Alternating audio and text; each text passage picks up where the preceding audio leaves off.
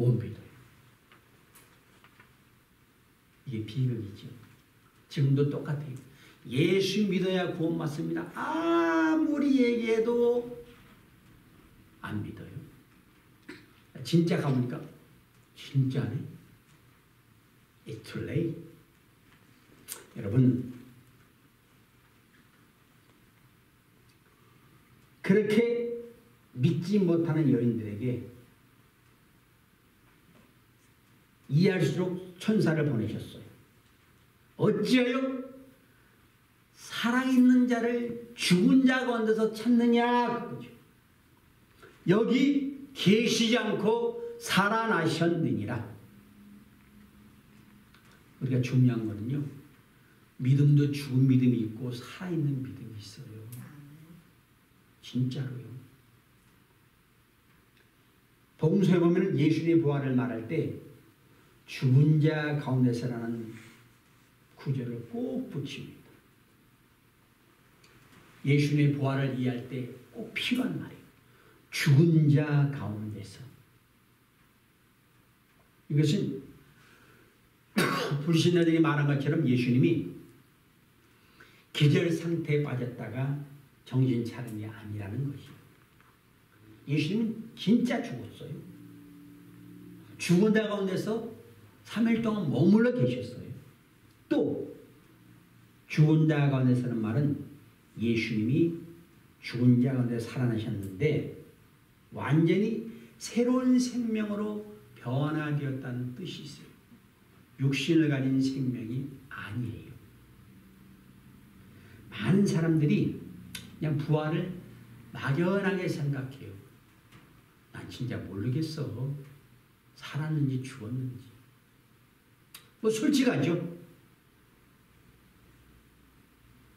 근데 내가 정확히 어떻게 설명을 할 수 없지만은 예수님의 부활을 믿지 못한다면요, 불행한 일이에요.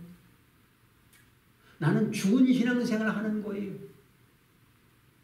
고린도전서 15장 17절은 뭐라 그랬냐?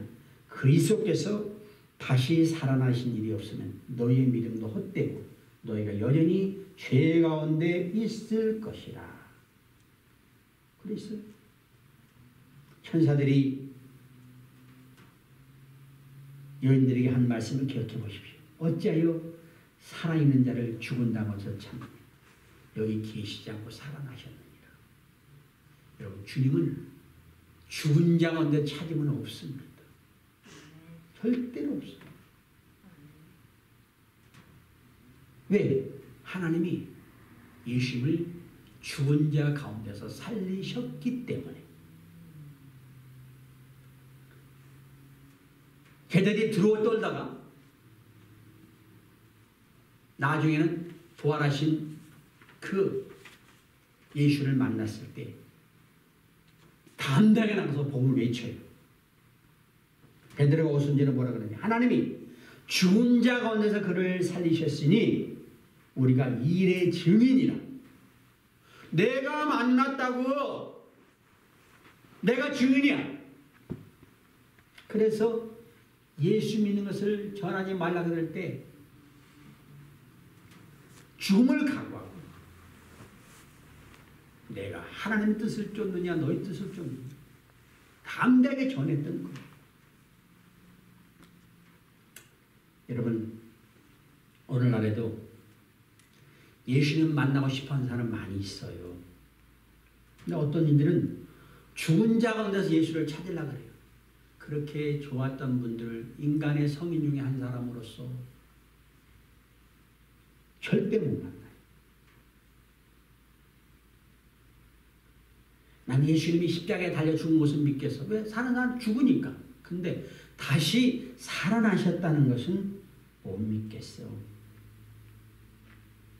이런 자들에게 주님이 말씀하시는 거예요. 어찌하여 산 자를 죽은 자 가운데서 찾느냐. 모든 사람 다 죽습니다. 우리는 한 사람도 예의 없이 모두가 걸어가는 죽음을 일어나서 걸어가고 앞서거니 뒤서거니 가요. 다 갑니다. 중세 사람들은 메멘토 모리라는 글자를 그릇이나 가구의 문양으로 세워뒀어요. 뭐냐면 죽는다는 사실을 기억하라는 거죠. 여러분, 내 생명은 언제 끝날까요? 몰라요? 아무도 모릅니다. 그렇게 건강했던 사람이 갑자기 죽었대요. 그게 인생이에요. 100살까지 살 줄 알았는데 몰라요. 하나님께 달려있는데 문제는 뭐냐? 죽음을 내가 기억 안 한다고 안 찾아와요? 와요. 죽음을 접어놓고 우리 삶을 이해할 수 없어요. 흔히 우리가 살았으나 죽은 자란 말하죠. 왜 그렇죠?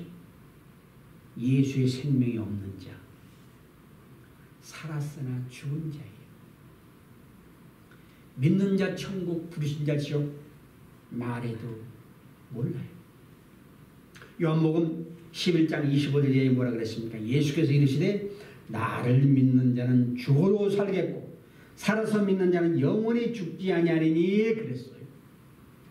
비록 육신이 죄 때문에 죽을지라도 그 몸이 살아난다고 했어요. 살아서 믿는 자, 곧 예수님이 내 구주가 되시고 그 힘으로 사는 자들은 절대로 안 죽습니다. 영원한 살아서 주님에서 살다가 죽어 천국 가면 돼요. 우리는 부활하신 예수님을 구세주로 믿는 사람입니다. 예수님은 스스로 하나님의 아들이라 그랬어요.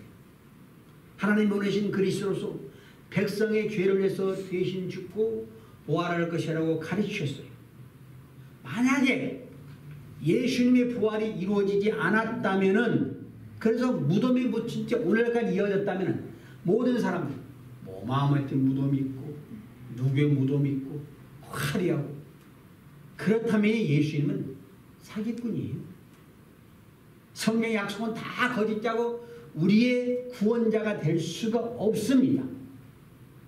그런데 그분이 부활하신 것이 사실이라면 예수님이 말씀하신 그대로 하나님의 뜻을 따라 우리 죄를 위해서 죽으셨고 다시 부활하셔서 우리에게 영생을 주시는 분이라는 거예요. 그것을 지금 천사들이 여인들에게 설명하는 거예요.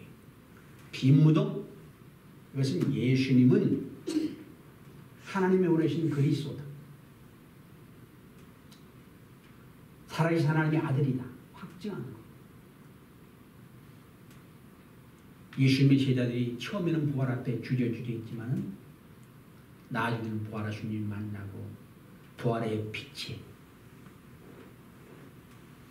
감싸여서 그들은 담대한 하나님의 증인으로서 삶을 살았어요. 영적 눈이 떠진 거죠. 여러분, 지금 나는 어떤가 한번 돌아보십시오. 나는 그리스도의 부활의 생명의 빛이 믿어지는가? 빛 가운데 살고 있는가? 여전히 죽은 자 가운데서 예수를 찾는 것이 아닌가? 죽은 자들, 죽어야 할 자들, 죽을 것에 대한 흥미로 가득한 자리에서 머물러서 이 세상에 여건에 따라 불안, 초조, 근심, 걱정하고 그렇게 사는 자는 아닌가 생각해 봐야 됩니다. 우리는 다시 한번 이 부활 아침에 내가 살아나야 됩니다. 다른 것보다도 주님, 예수님의 부활의 생명이 내게 선물로 주어졌는데 나는 왜 믿지 못하지? 성령님 역사하셔서 내가 그 예수를 내 마음속에 모셔드리고 믿음으로 살게 도와주옵소서. 여러분, 주님 말씀 따라 믿는 자는 죽어도 살겠고 살아서 믿는 자는 영원히 죽지 아니라 이 말씀 붙들고 죄악된 세상에서 당당히 싸워 승리하는 하나님의 백성 되시기를 주의 이름으로 부탁을 드리겠습니다. 오늘 말씀 듣고 결단드립시다. 하나님 정말로 흔들림이 없는 부활신앙을 갖게 하여 주시옵소서. 예수 안에서 늘 산 소망을 가지고 살게 도와주옵소서. 아버지 정말로 살아있는 동안에 예수 만나고 주님의 사는 인생 되게 하소서. 하나님께 결단을 드립시다.